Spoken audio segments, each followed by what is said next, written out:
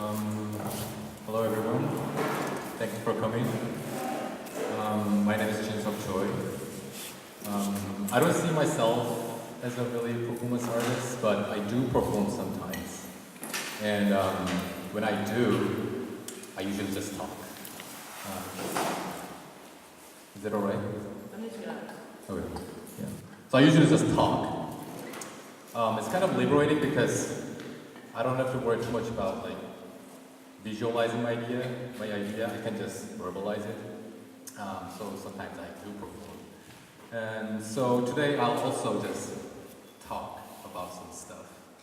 But before I get into today's main topic, I want to talk a little bit about my last performance, which is called Negative Definition.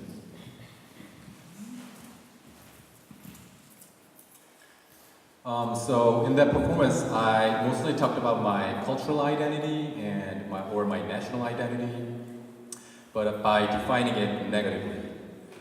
You know, when people usually talk about, when they try to define their national identity, usually they do it positively, meaning it's like, you know, I'm from this country, or this is my culture, or, you know, my culture is unique in this way. Stuff like that. But I wasn't really sure if I can talk about my identity that way. I think it's mostly because of Korea's complicated history. But I didn't touch up on the history that much because, you know, we're in the United States and people are not really familiar with a small Asian country's history, and that country is like thousands of miles away from here. So I decided to talk about some cultures that I grew up with, and then I sneakily mentioned some historical elements. So to describe the performance briefly, so what I was talking about was basically when I was a little kid, I loved Japanese cartoons. But then later, I realized that so many of them were politically fucked up. So I couldn't enjoy them anymore. And then when I was a teenager, I loved hip hop. I listened to a lot of Korean hip hop musicians. But then again later, I realized that Korean hip hop was somewhat off. So, and then when I went to art school, I studied art history, of course. But then I realized that art history is also a kind of a made-up canon, and I couldn't find a small space for an Asian person. So I still feel pretty awkward about getting MFA in the United States and living as an artist here. And that's what I mean by defining it negatively. You know, I thought I could own it, or I thought it's mine, but then later I realized that it's not. I thought I could be part of this, but then they don't see me as one of them, and stuff like that. So Japanese cartoon, hip-hop, contemporary art, I think all of them kind of forged who I am, but I don't know if you can call it Korean or Asian. But I'm still labeled as an Asian here, right? So anyway, after the performance, I got a lot of feedback, right? But you only remember bad ones, not good ones. It's like if you get like hundreds of good compliments on your work, and then you get like one negative comment, you tend to focus on that negative one, right? All I could think about was like, what should I do to get that person to like my work? You know what I'm saying? I know it sounds stupid, but honestly, that's how I felt. And I remember two people saying the same stupid shit, and both of them were middle-aged, straight white guys who are in very powerful positions.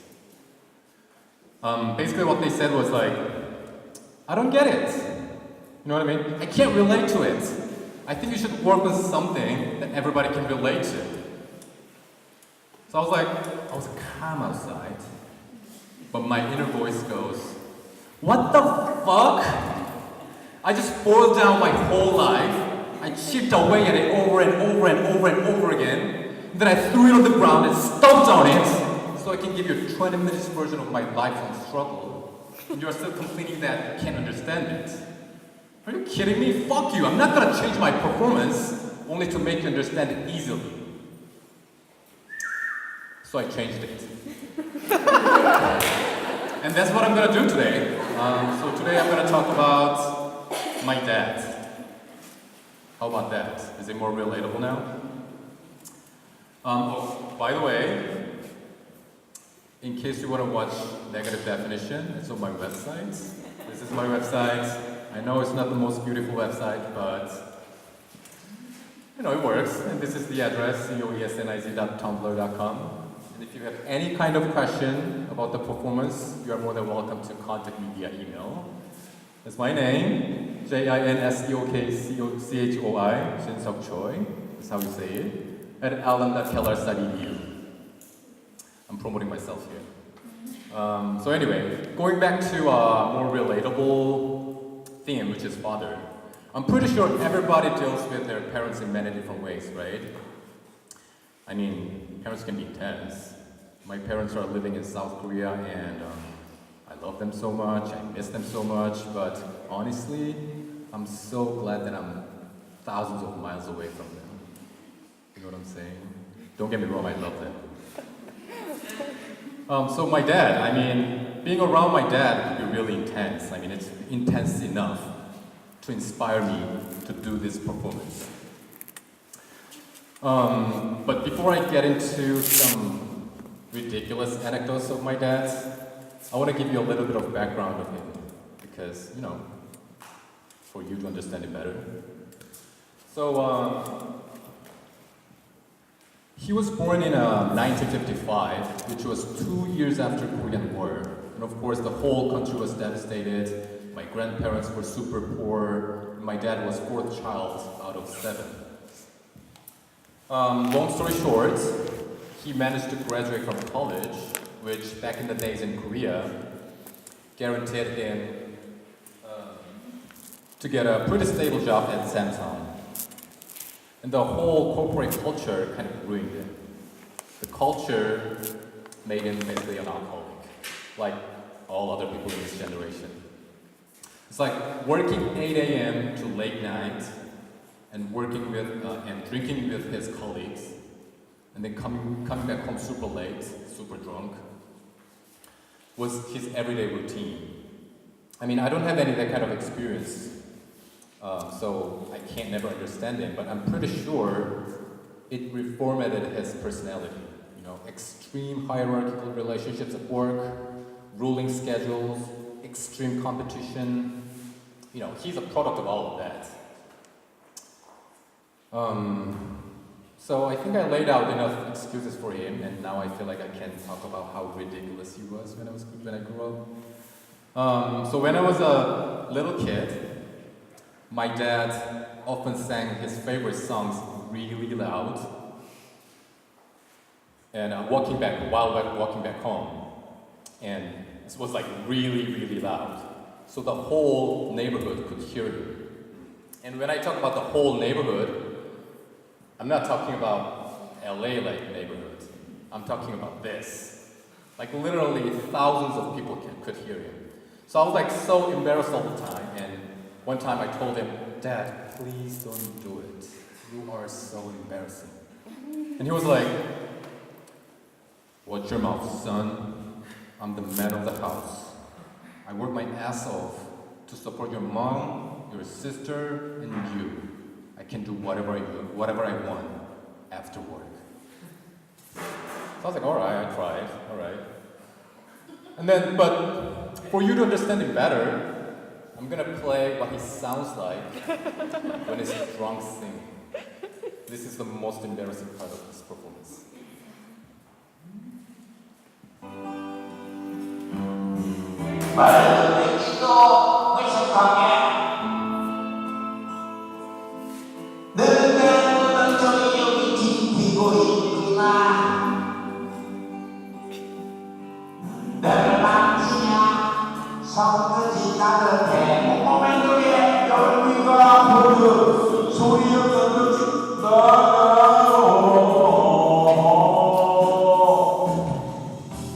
Yeah, that's how it sounds like when it's drunk singing.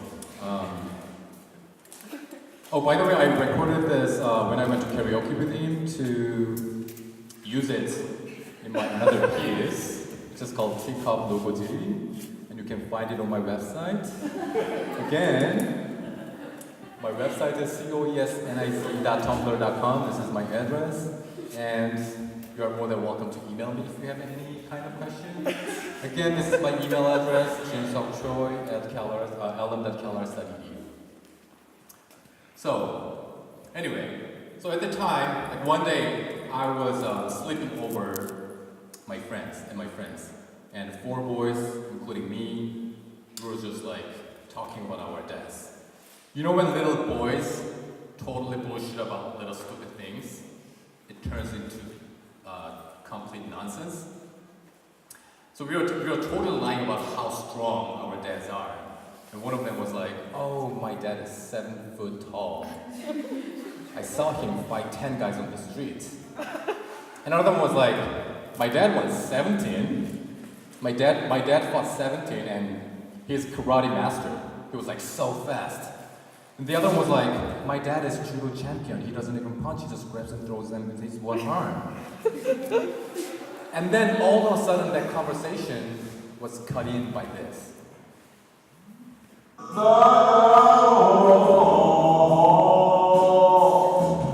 Obviously he was singing outside. And all of my friends turned and looked at me. I mean, they all knew it was my dad. He was super notorious in our neighborhood. And I was like, now I was feeling that my face was about to turn incredibly red because I was so embarrassed. So I was like, my dad can yell real loud. You know I'm not lying. And then for a couple of minutes, he kept singing and singing and singing and singing, and all I wanted was just killing myself. So I was like, I couldn't really understand why he acts like that all the time. Not all the time, especially when he got drunk. Because usually he was a normal guy. But sometimes he seemed to act up to prove something. I don't know for what though. So when I was about to graduate from elementary school, we all received something called 생활기록, which is basically a student record that tells your parents that, you know, what kind of student you are. And usually teachers say like good things about them, you know, oh, she's so active and positive, or like, oh, he gets along well with other kids, you know, stuff like that. But my evil teacher was crazy enough to mention something fucked up. Jin cries too often for a boy. Parental guidance is needed. I was like, really?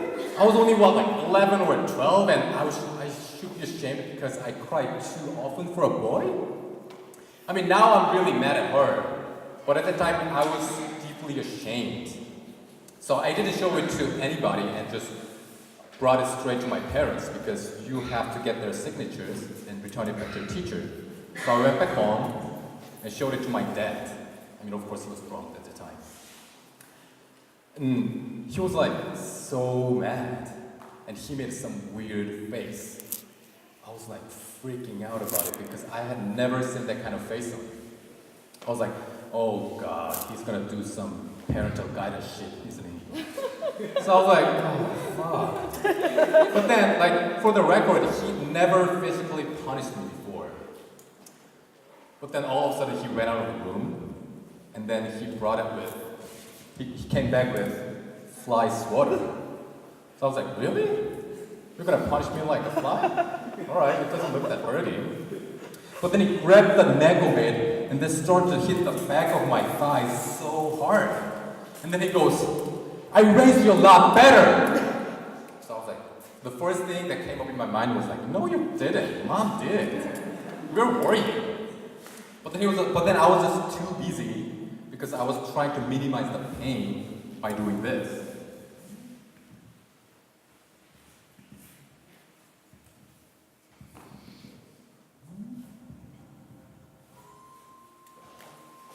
You see what the students doing? Like bending knees? Like it doesn't really help, but everybody does that.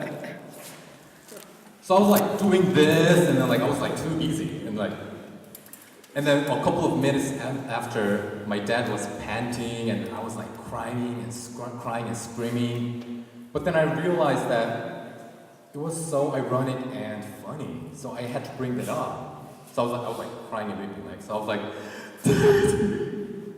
but how is beating me up supposed to help me not cry? Look at this, it makes me cry even more. And then he was like paused and like processing what I just mentioned to him, like, wait a minute, at that point. And then he came back to himself and says, I'm giving you a lesson. And then he grabbed it back and then like started hitting me again. And then he goes, real man doesn't cry. You better not cry ever again. I was like, keep hitting me. And I was like, my dad cries all the time over Korean dramas. So I had no idea what he was talking about. And also at the time I was like, have you ever experienced your body and your mind reacting in totally different directions? That happened to me at the time. I was like, my body was like doing this, and my eyes were all puffy and swollen from so much crying, and my voice was absolutely gone because I screamed so much. But I was cracking up inside. I was like, really? You really think this is gonna work? So I will never cry again because you get the shit out of me? But actually it worked really well.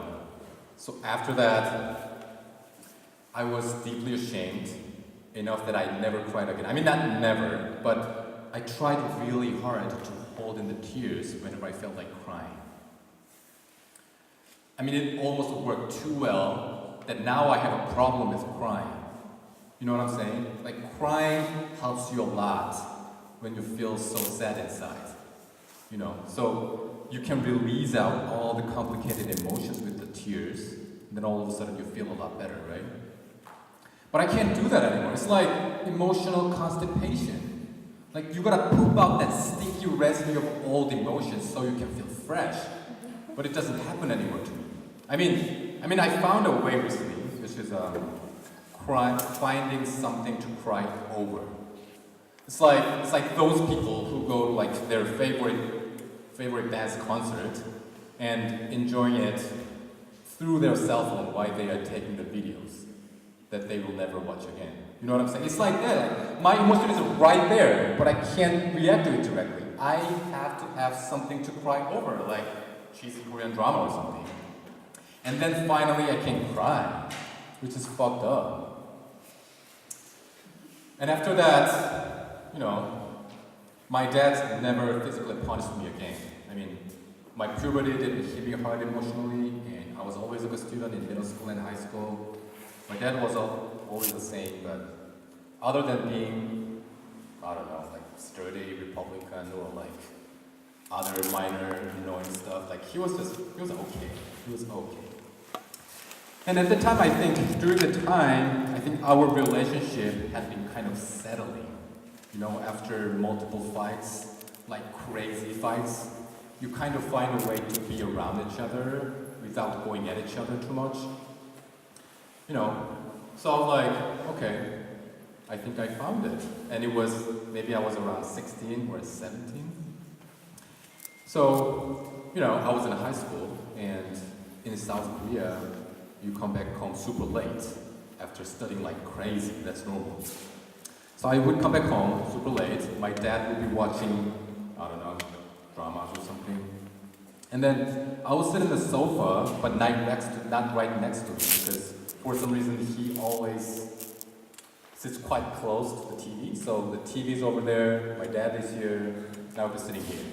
My mom would go to the kitchen to get me some food.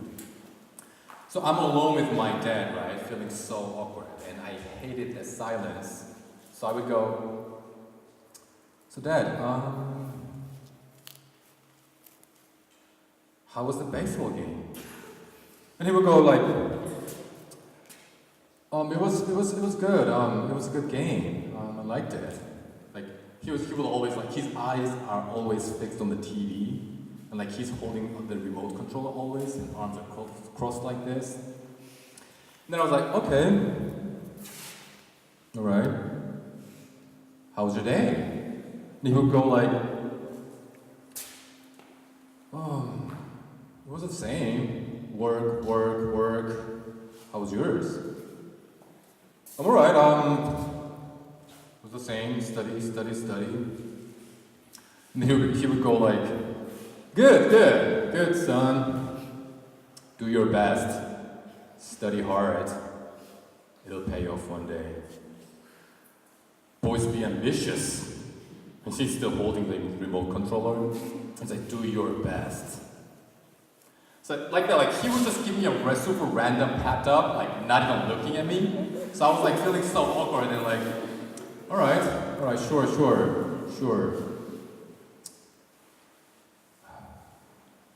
Mom, do you need my help? And I would just like leave that awkward situation. Like our conversation was always like that.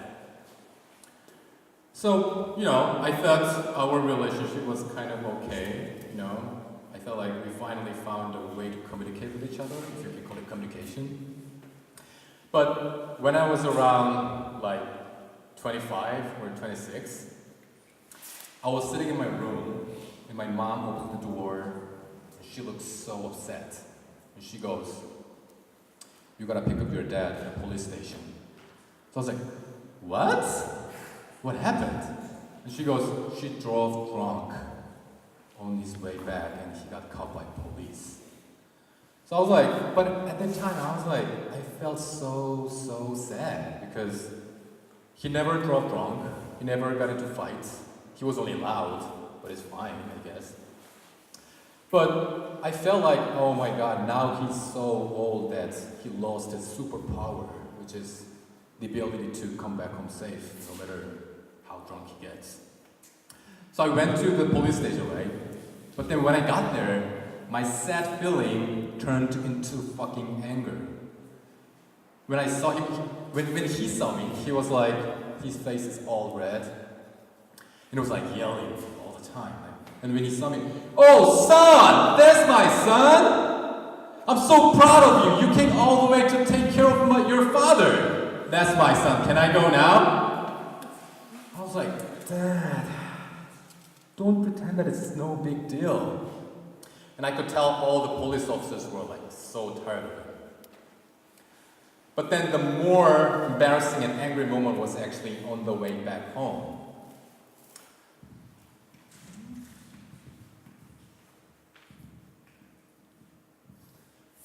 I don't know if it's familiar to American people, but usually in a Korean TV show or like Korean movies, it's like a very typical scene. A teenage boy gets involved in like a stupid fight and gets detained at a police station. And then his dad would come to pick him up, right? And then he puts his son in the passenger seat and drives back home. And there would be no conversation between them. And then finally his dad breaks the silence and then says, "Son, it's fine. I believe in you." And then and he wouldn't say anymore. And then all of a sudden his son gets all emotions and like, "Dad, I'm so sorry. It wouldn't happen again." You know what I'm saying? Are you familiar with that kind of scene? Yeah. For me, it was like the opposite. I was the one driving. My dad never stopped talking. He was like, I was so lucky. I was like, what? He said, it could have been a lot worse, but I'm fine. I didn't hurt anybody. We are here together. It's all because of our ancestors. They are looking after us. For those of you who might think it's some weird Asian religious shit, it's not.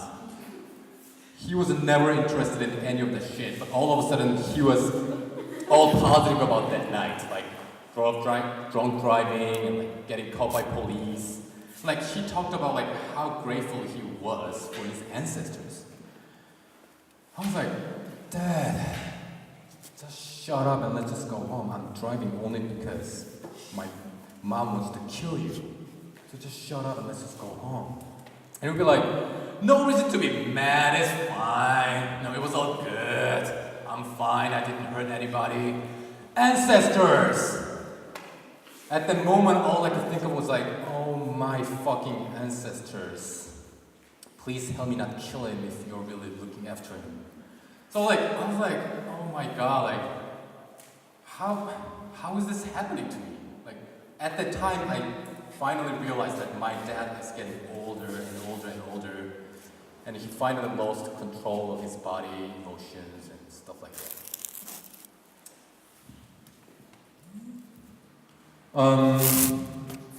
This is my family group chat. When I performed the negative definition last time, and was it last September at UCLA? My sister, my brother-in-law, and my niece were visiting me. So they came to the performance and they took the videos and uploaded it in the group chat so my parents can see it, right? And the last section of the performance is me singing my dad's favorite song. I did it because the genre of the song is called trot, and trot is Korean version of Japanese enka, and enka is Japanese version of American foxtrot. So I thought the genre itself has that kind of colonial historical link to Japan and the United States. And then also, the genre is was very popular in my father's generation, but it's considered so outdated in my generation and my younger generations. So to me, finishing the performance with his favorite song not only has, complicated historical, cultural, and personal meaning, but also it's super emotional to me. But, for my dad, who has zero experience with art, he doesn't know anything about art, and he also doesn't speak English, so he didn't get any single word of it. He only watched the last part, the singing part, and a couple of other short clips. And here's what his reaction was like.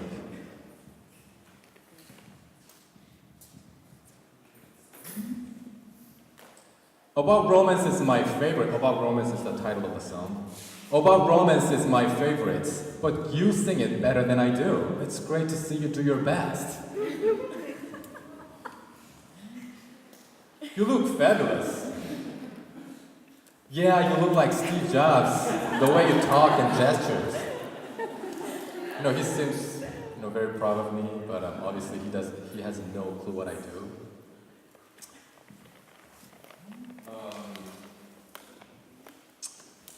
We are recording this performance right now, so chances are my dad will watch this too. So I want to say something to my dad into the camera, because he will watch. Jenny, can you give me the close-up? Yeah. Hi, Dad. Are you watching? Still proud of me? I let out some secrets tonight about you. By the way, don't worry about English. I'll have Korean subtitles for you. It's going here. It'll be totally different from what I'm actually saying. Only good things about you. Sorry, Dad. I had to make you look really, really bad to make the story more interesting. But you always told me to, do your best. Always be ambitious, So I'm pretty sure you are glad to be part of this, right? Even though I portrayed you embarrassingly. But seriously, thank you. You are the reason why I'm not like you. I tried really hard to grow into the opposite of you.